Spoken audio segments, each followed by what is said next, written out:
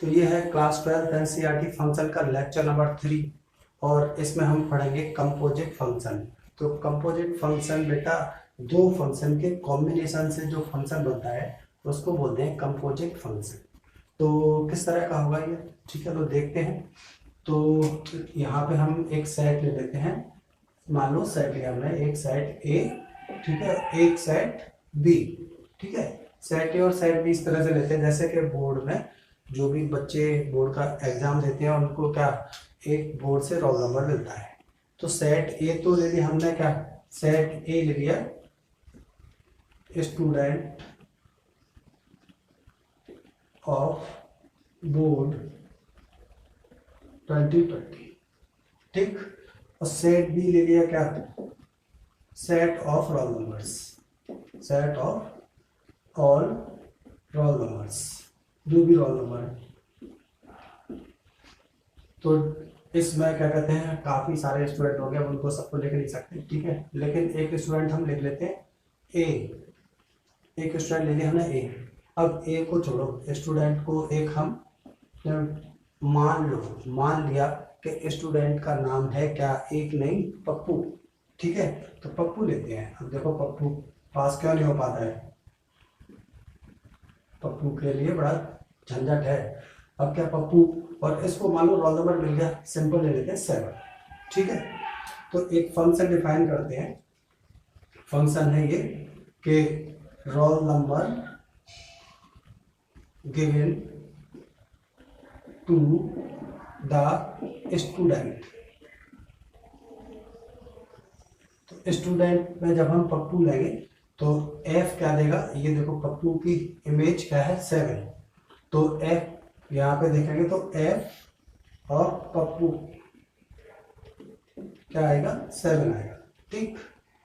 अब लेकिन बोर्ड में एक और काम करता है, बोर्ड क्या है कि कॉपी में जो रोल नंबर होता है तो एग्जामिनर के पास कॉपी जाती है, तो एक वहां से रोल नंबर वाला पेज तो फाड़ लेते हैं, कोड जनरेट करते हैं।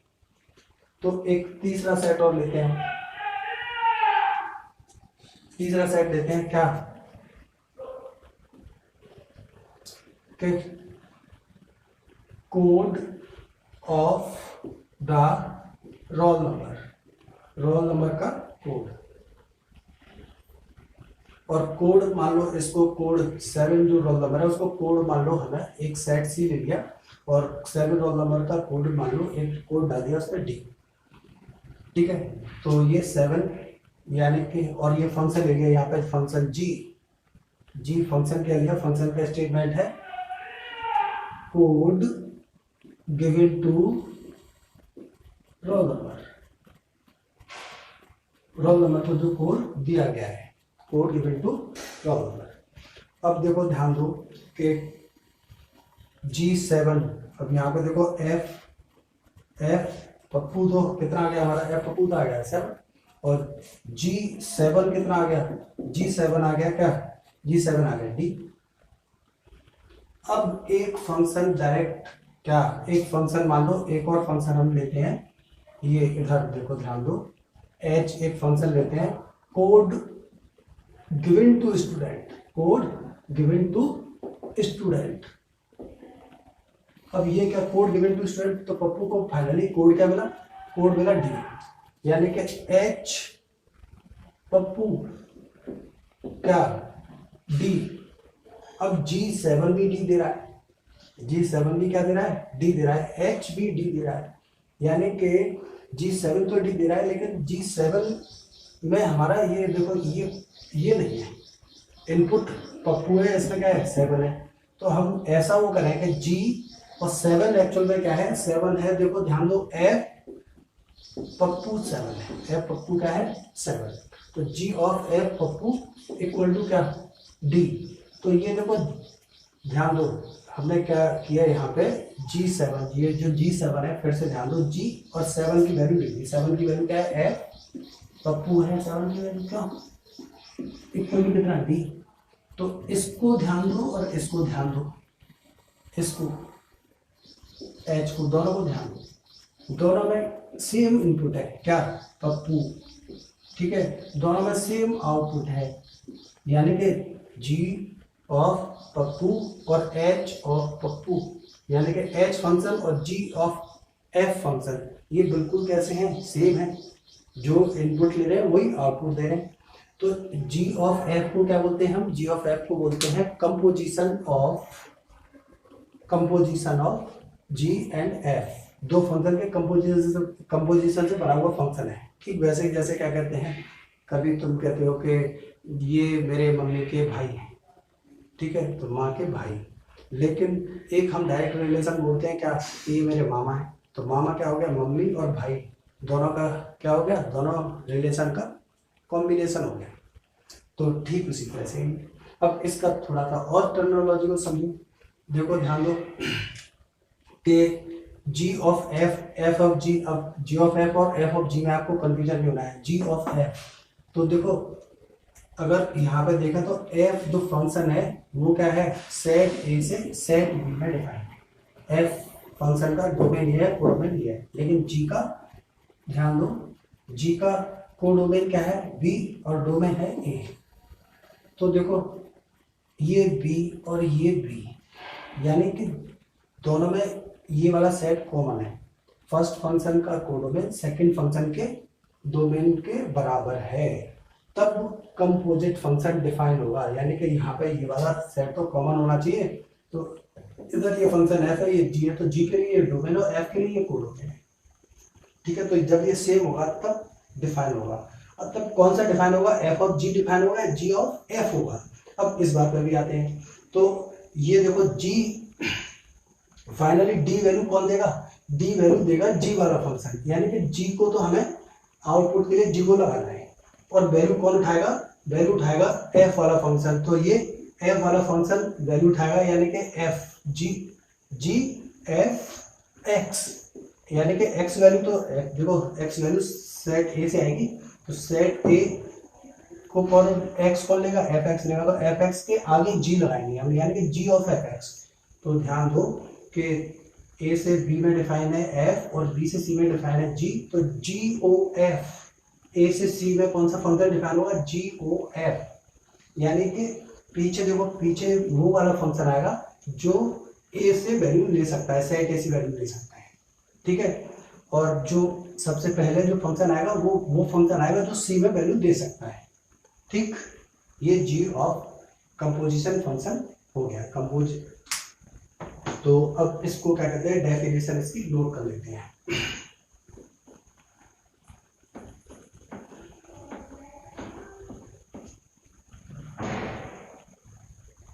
देखो डेफिनेशन में ध्यान दो, डेफिनेशन अब इसकी, late f is the function from the set A to the set B and g is the function from the set B to the set C. g is the function from the set B to the set C. ठीक है, then अब देखो ध्यान दो, B इसका क्या है, codomain, और इसका B इसका डोमेन है G का, और F का कोडोमेन है। then तब ध्यान दो कंपोजिशन किसका बनेगा, देखो इसका डोमेन है, ये तो ओवरऑल फंक्शन का ये ए टू सी डिफाइन होगा ना फंक्शन। देन अब लिख लो, then the composition of two functions दोनों फंक्शन का कंपोजिशन ऑफ टू फंक्शंस है ये, composition of two functions denoted by, ऐसे डिनोट किया जाएगा, g of f from the set A to the set C. अब जी ऑफ एफ ही define किया गया है क्योंकि ये क्या, अब देखो बी तो कॉमन है, अब यहाँ से लेके यहाँ पे ए से सी में इमेज मिलेगी,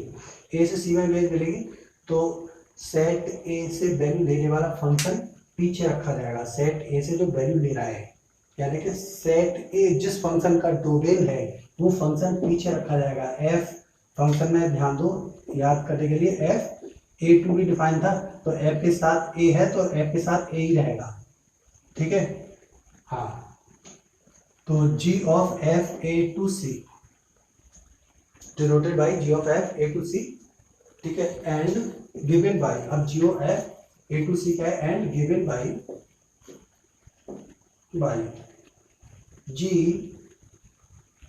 ऑफ एफ एक्स। अब इसका सेट पे फॉर्म है, ये element representation g of f x actual में है क्या चीज, जी एफ एक्स है, यानी कि एक्स की जगह जी को क्या दे रहे हैं हम, एफ एक्स दे रहे हैं। ठीक है, for all x belongs to set A, x set A से आएगा तो सारी वैल्यूज के लिए ये बात होनी चाहिए। तो ये क्या हो जाएगा, कंपोजिट फंक्शन, इसी को बोलते हैं। तो ये जीओ एफ, इसको बोलते हैं कंपोजिट फंक्शन। ठीक, this is the composition of g and F.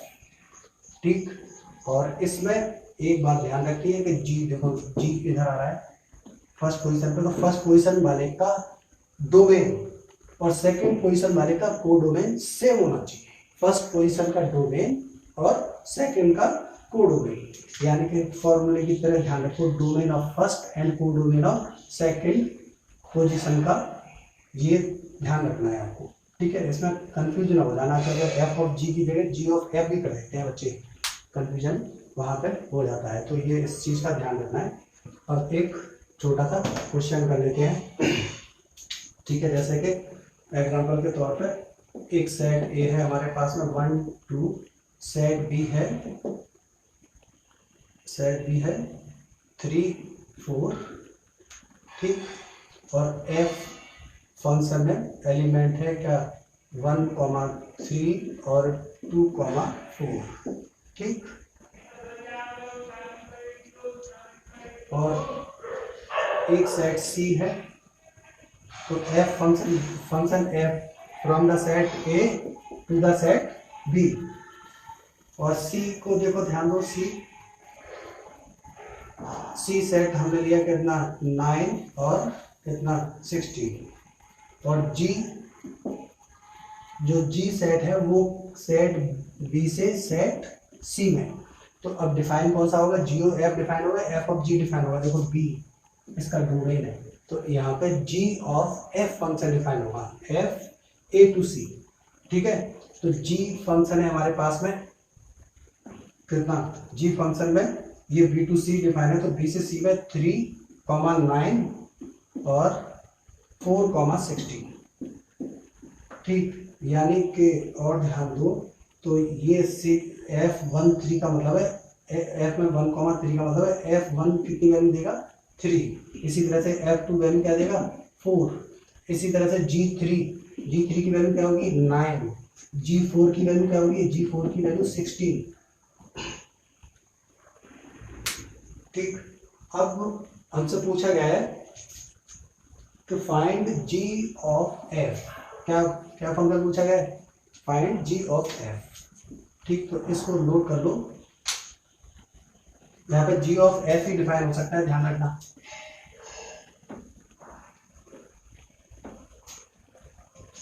हाँ, इसको ध्यान दो जरा, तो G ऑफ F क्या होगा, G of F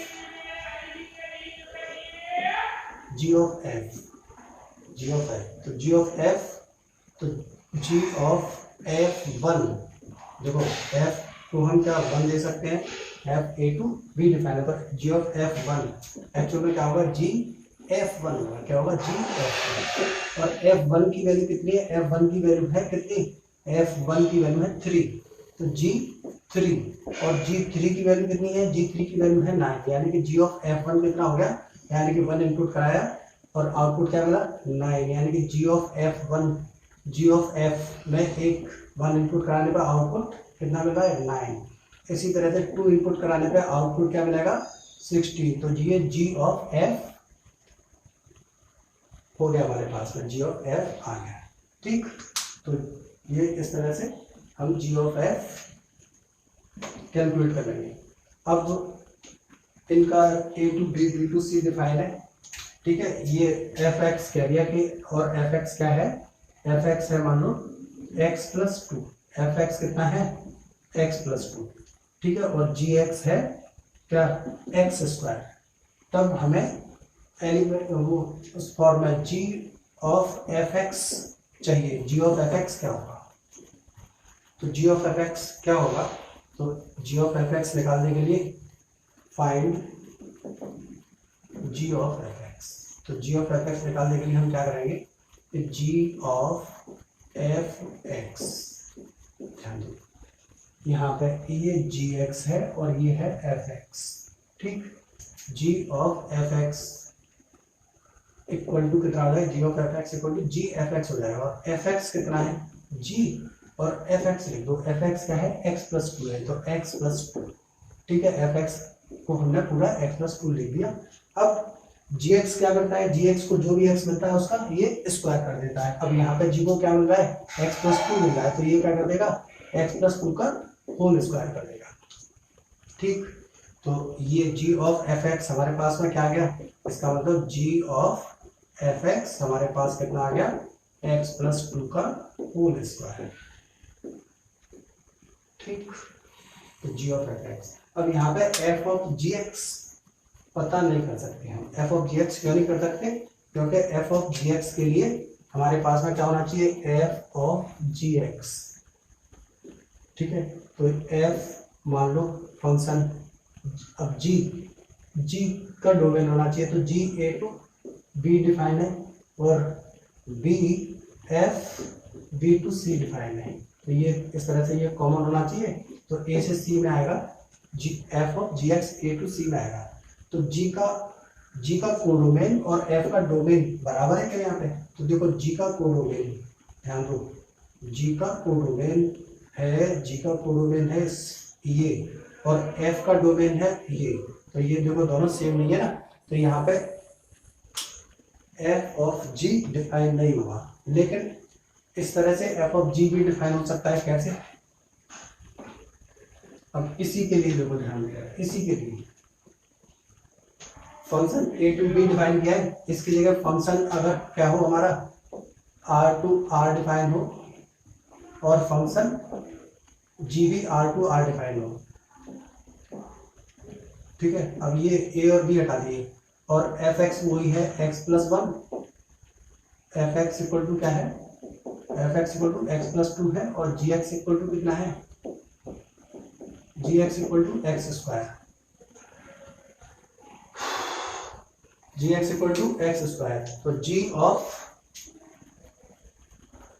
F x, g of f x तो हमने अभी पता किया, ठीक वैसे ही पता कर लेंगे, जी ऑफ एफ एक्स चलो पता कर लेते हैं, जी ऑफ एफ एक्स कितना होगा, जी ऑफ एफ एक्स का मतलब होगा जी एफ एक्स, और एफ एक्स कितना है एक्स प्लस टू है, जी ऑफ एक्स प्लस टू, और जी एक्स इसका स्क्वायर कर देगा यानी कि एक्स प्लस टू का स्क्वायर, तो जी ऑफ एफ एक्स, यहाँ पे जी ऑफ एफ एक्स भी डिफाइन है और एफ ऑफ जी एक्स भी डिफाइन है, इसका कोडोमेन इसका डोमेन, और ऐसे देखें तो ये देखो इसके लिए ये कॉमन होना चाहिए और इसके लिए ये चीज कॉमन होनी चाहिए, वो चारों सेट कॉमन है, तो एफ ऑफ जी और जी ऑफ एफ दोनों ही डिफाइन हो जाएंगे, ठीक।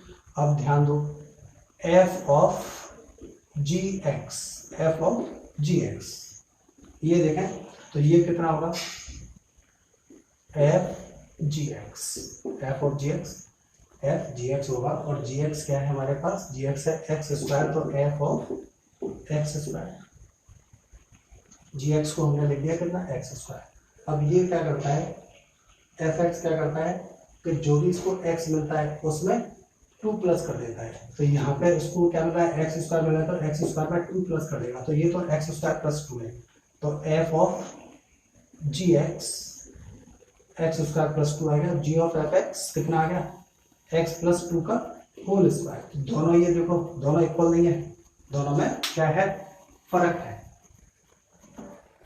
लेकिन यहाँ पे एफ ऑफ जी एक्स और जी ऑफ एफ एक्स दोनों ही हम पता कर सकते हैं, ठीक, पर दोनों बराबर नहीं है, यानी कि f of g x is not equal to g of f x, एक ये बात है, लेकिन कभी ये सही भी हो जाती है, लेकिन नॉर्मली ये सही नहीं है, यानी कि इन जनरल हम इसको लिखेंगे इन जनरल, ठीक है, इन जनरल ये सही नहीं है, ठीक, लेकिन ये सही भी हो जाती है, एफ ऑफ जी एक्स अगर x के बराबर आ गया तो जी ऑफ एफ एक्स भी फिर x के ही बराबर आएगा, फिर क्या होगा, दोनों x के बराबर ही आएंगे और दोनों बराबर हो जाएंगे। दोनों बराबर होने का केस ही है कि दोनों में से कोई एक भी अगर x के इक्वल है, f ऑफ जी एक्स के इक्वल है या g ऑफ एफ एक्स के इक्वल है, तो फिर तो दोनों बराबर ही आएंगे।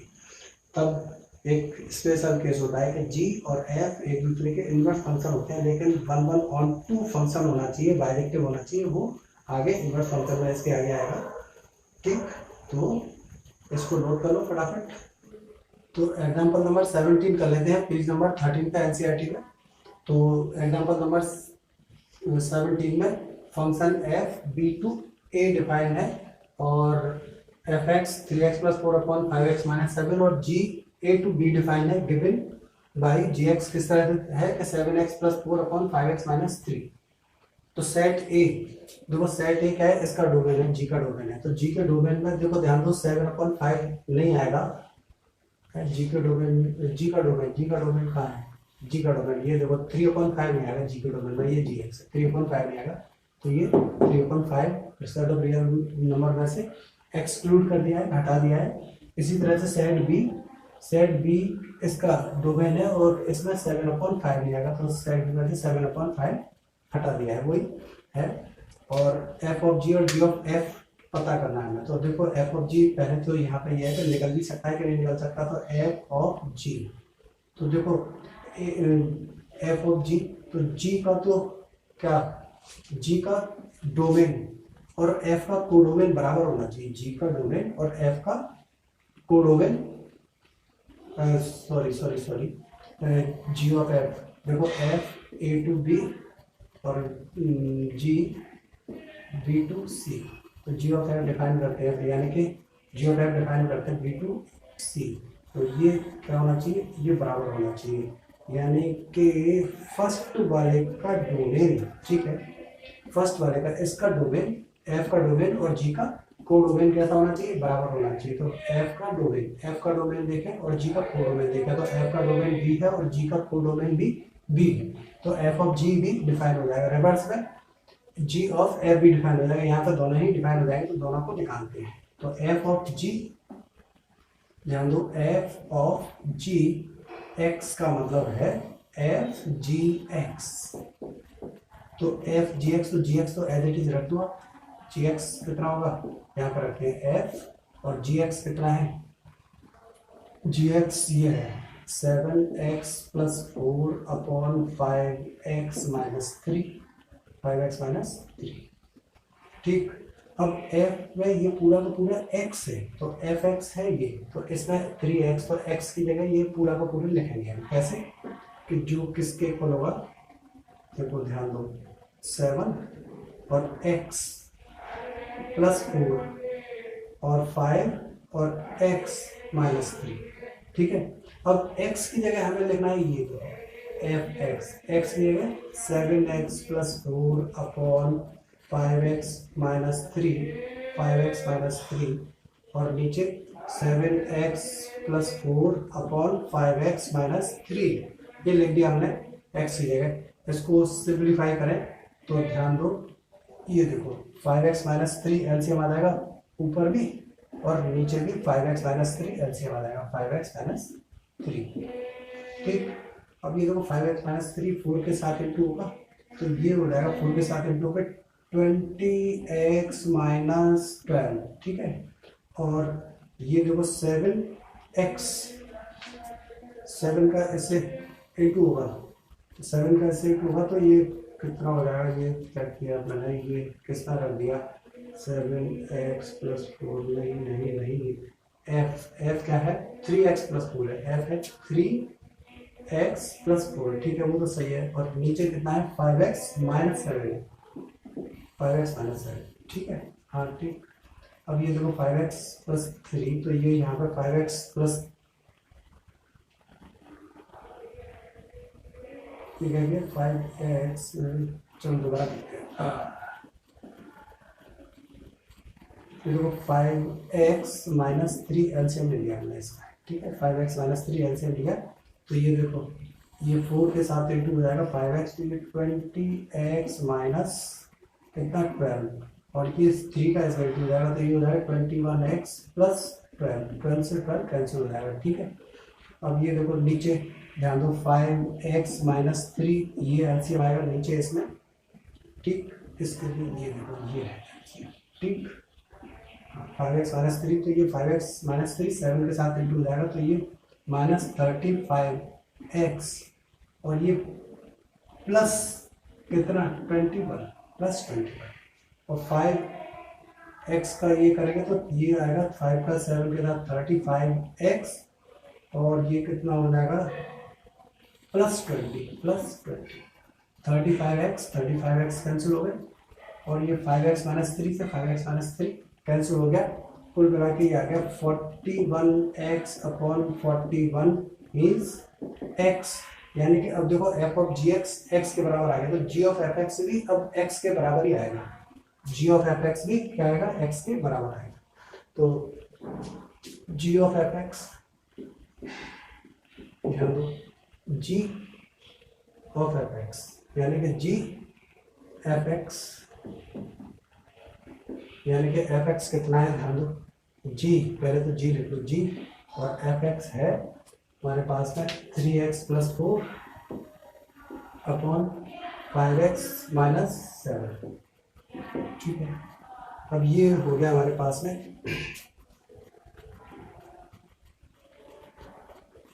हाँ तो g, अब ये देखो g में ध्यान दो g क्या करता है 7x plus 4 upon 5x minus 3। अब x की जगह पूरा का पूरा 3x plus 4 upon 5x minus 7 और 3x plus 4 upon 5x minus 7 और ये ऐसे ही कर देता हूँ मैं, ये हो गया कितना 20x और ये कितना हो गया 21x 41x और 28 और 28 कैंसिल हो जाएंगे, ऊपर 41x आ जाएगा और नीचे 15 और ये 15 से 15 कैंसिल हो जाएंगे 20 और ये प्लस 21 यानी कि ये 41, ये भी कितना आ जाएगा x आ जाएगा, दोनों ही x आ जाएगा, यानी कि यहाँ पे f ऑफ जी एक्स और g ऑफ एफ एक्स बराबर तो आए लेकिन जब बराबर आते हैं तो किसके बराबर आते हैं x के बराबर आते हैं। अब ध्यान दो f ऑफ g तो ये देखो g का डोमेन देखेंगे हम, पीछे वाले फंक्शन का डोमेन देखेंगे, पीछे वाले फंक्शन के डोमेन से ही तो ये x वैल्यू देगा, तो पीछे वाले फंक्शन का डोमेन है क्या g का डोमेन है क्या, g का डोमेन है a, तो ये a से वैल्यू उठाएगा और a में ही दे देगा, कैसे a से वैल्यू लेगा और a में ही दे देगा, ठीक है। जैसे कि ये a b तो g क्या करेगा, देखो g तो वैल्यू देगा a से b में, a से b में देगा, ठीक है। लेकिन f क्या करेगा, उसके पीछे f ऑपरेट हो रहा है वो b से दोबारा से उठा के a में दे देगा, g तो क्या करेगा a को b बनाएगा लेकिन b दोबारा से b को a बना देगा, f दोबारा से b को a बना देगा, तो a हमें कुल मिला के a इसमें देंगे, यानी कि x दिया और x ही हमें मिल रहा है, लेकिन x हम किस सेट से ले रहे हैं, x ले रहे हैं g वाले डोमेन से, g वाला डोमेन a, तो इस तरह के फंक्शन को बोलते हैं आइडेंटिटी फंक्शन। क्या बोलते हैं identity function on set a से एलिमेंट उठा रहे हैं a में दे रहे हैं, तो इसी तरह से ये वाला जो फंक्शन है कौन सा g ऑफ f, ये भी x के इक्वल आ रहा है, तो ये आइडेंटिटी फंक्शन हो जाएगा, identity function on set b, ठीक। इसको नोट कर लो, इंपॉर्टेंट क्वेश्चन है ये, ठीक है। तो ये नोट कर लिया तो हटाता हूँ, ठीक। हाँ आगे ध्यान दो,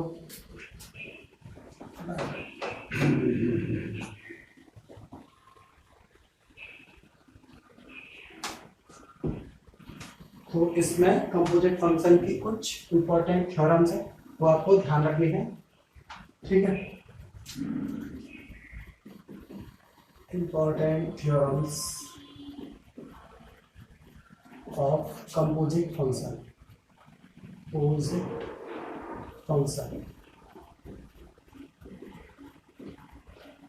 तो लेट f फंक्शन है a to b and g एक फंक्शन है b टू c, तो कौन सा फंक्शन डिफाइन होगा ए टू सी में g o f function define होगा, B to C. Then number 1 में g o f from A to C is A to C is 1 1 function होगा if f and g are 1 1, f और g अगर 1 1 होंगे। Number 2 g o f from A to C onto function होगा, onto function if f and g both are on to. अगर F और जी दोनों ही 1 1 है तो जीओ एफ 1 1 होगा, अगर एफ और जी दोनों ऑन टू है तो जीओ एफ ऑन टू होगा। लेकिन रिवर्स में कहें कि जीओ एफ ऑन टू है तो f of g onto है, ऐसा नहीं है। F of g g of f, ठीक है। जैसे कि एक एग्जांपल लेते हैं, देखो जैसे कि हम एफ एक फंक्शन लिया हमने 1 2 3 4, ठीक है, 2 1 2 3 4, ठीक है। जी एक फंक्शन लिया 1 2 3 4, इसका कोडोमेन तो सेम रखना पड़ेगा, इसका कोडोमेन और इसका डोमेन सेम रखना पड़ेगा 2 1 2 3, ठीक है। जी एक फंक्शन लिया हमने। अब ये भी एग्जांपल है एनसीईआरटी में। अब क्या है कि हम इसको क्या ऑन टू नहीं है तो एग्जांपल से ही दिखा सकते हैं। हम कैसे दिखा सकते हैं कि ये देखो हमने जी ले लिया, एफ ले लिया, और इसमें देखो एफ है किस तरह से कि 1 2 3 4, और ये 1 2 3 4, और ये देखो ये तो f1 की वैल्यू 1 है, f2 की वैल्यू 2 है, f3 की वैल्यू 3 है, f4 की भी 3 है। तो f देखो f जो फंक्शन है a टू b, ठीक है, a टू b, और ये g फंक्शन है। तो देखो f क्लियर कट कहता है इनटू फंक्शन है, f क्लियर कट कहता फंक्शन है इनटू है। लेकिन g1 की वैल्यू 1 है, g2 की वैल्यू 2 है, और g3 की वैल्यू भी कितनी है 3 है। तो g1 की वैल्यू भी कितनी है 1 है, g2 की वैल्यू 2 है, g3 की वैल्यू 3 और g4 की वैल्यू भी 3 है।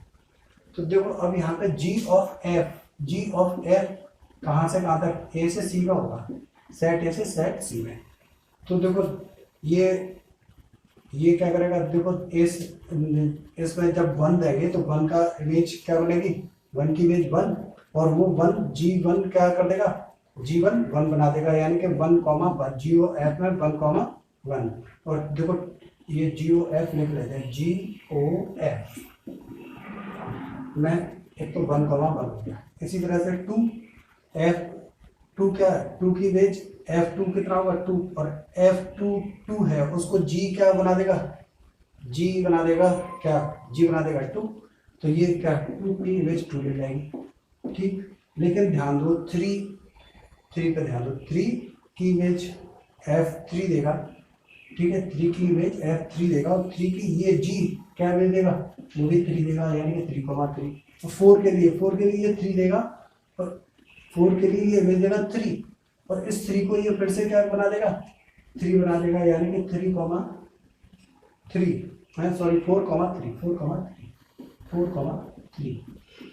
तो GOF फंक्शन ध्यान दो, इसमें 1 2 3 4, 1 2 3 4, और ये 1 2 3 सेकंड एलिमेंट्स का सेट देखें तो ये क्या है 3 3 दोबारा आ रहा है। तो ये ए से सी में है, तो 1 की इमेज 1, 2 की इमेज 2, 3 की इमेज भी 3, और 4 की इमेज भी 3। अब GOF कैसा हो गया, ऑन टू फंक्शन हो गया। GOF कैसा फंक्शन हो गया, ऑन टू फंक्शन।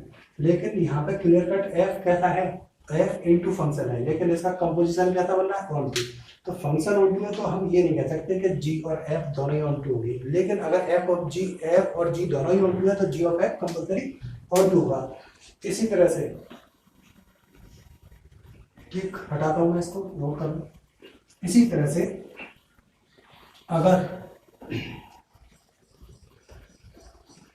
अगर हमारे पास में दोनों वन वन है, एफ और जी दोनों ही कैसे हैं, वन वन फंक्शन है, तो इनका कंपोजिशन एफ और जी का कंपोजिशन भी वन वन ही होगा, जी ओ एफ कंपोजिशन मिलेगा और वो वन वन होगा। ठीक है, जैसे कि एफ और जी दोनों ही कंपोजिट फंक्शन है, तो देखो वन वन प्रूव करने के लिए इसको कौन सा है, वन वन थ्योरम नंबर 1, ठीक है, इसका प्रूफ किया, प्रूफ। ठीक है, तो let g of f x one equal to g of f x two. ठीक, हम ये फंक्शन x1 x2 पे फंक्शन ऑपरेट किया, इससे केवल हमें x1 equal to x2 solution मिलता है, तो फंक्शन कैसा हो जाएगा, वन वन हो जाएगा। तो इसको हम लिखेंगे क्या, g of f x one का मतलब होता है जी एफ एक्स वन और जी एफ एक्स टू। ठीक, अब g of f x one और g of f x two, ये देखो f x one f x two. अब जी कैसा फंक्शन है, जी ध्यान दो, जी कैसा फंक्शन है, जी वन वन है, जी वन वन है, तो जी में जो भी एक्स वैल्यू होगी, यहाँ पे एक्स वैल्यू ये है, वो क्या होगी, डिफरेंट नहीं होगी, सेम होगी, यानी कि एफ एक्स वन और एफ एक्स टू डिफरेंट नहीं होंगे, तभी तो जी वन वन होगा। कैसा जी वन वन है, इसका मतलब एफ एक्स वन जो g x one equal to g x two हो, ध्यान दो, और जी वन वन है तो x one equal to x two होगा। तो उसी तरह से एक्स वन भी है, यहाँ पे एफ एक्स वन है, तो हम क्या कर देंगे, f x one equal to f x two. ठीक है, अब एफ भी वन वन है, तो हम क्या लिख सकते हैं, x one equal to x two. ठीक है, तो ये क्या हो गया तुम्हारा, g of f x one, ये पूरा एक्स वन और एक्स टू पे ये कंपोजिट फंक्शन जी ऑपरेट किया, उससे x one equal to x two मिल रहा है, इसका मतलब जी ऑफ एफ एच कैसा, वन वन फंक्शन। तो अगर जी और एफ दोनों वन वन है, जी और एफ दोनों कैसे हैं, वन वन है, तो इनका composition function g of f one one होगा, दोनों ऑन टू हैं तो ऑन टू होगा, और वन वन ऑन टू है तो जी ऑफ एफ बाइजेक्टिव भी होगा। अगर यानी कि एफ और जी दोनों बाइजेक्टिव है, तो जी ऑफ एफ भी बाइजेक्टिव होगा। ठीक, तो ये इसमें इंपॉर्टेंट थ्योरम है। तो अब ये इसके लिए ये लेक्चर मैं खत्म करता हूँ, और अब आप एक्सरसाइज 1.2 में इसके क्वेश्चन है वो करोगे, और अगला लेक्चर होगा इनवर्स फंक्शन का। तो इनवर्स फंक्शन होने के बाद में एक्सरसाइज है 1.3 एक्सरसाइज में ये, तो 1.3 एक्सरसाइज जो फंक्शन की है, तो इनवर्स फंक्शन हो जाएगा, तो उसमें दोनों ही कंपोजिट फंक्शन और इनवर्स फंक्शन एक्सरसाइज 3 में है। तो नेक्स्ट लेक्चर में इनवर्स फंक्शन पढ़ते हैं।